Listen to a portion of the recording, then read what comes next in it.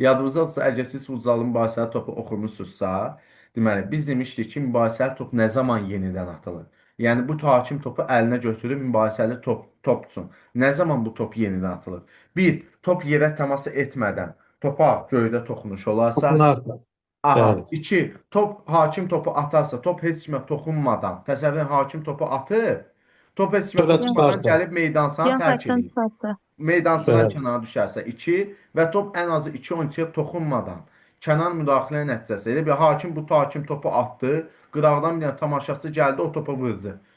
Qapıya daxil olarsa kənar müdaxilə nəticəsində bu zaman bu 3 halda mübahisəli top yenidən atılır.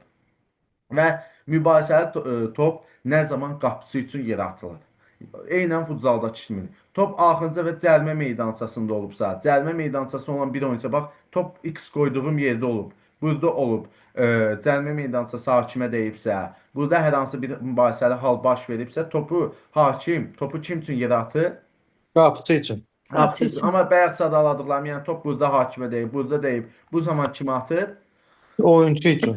Oyuncu üçün. Və digər bütün oyuncular futzalda mübahisəli topla neçə metr məsafədə olmalı idi? 2 metr. 2 metr. Amma burada Futzalda isə 2 metr idi. bəli, afərin. Amma burada isə bütün oyuncular ən azı topdan 4 metr məsafədə yerləşməlidir.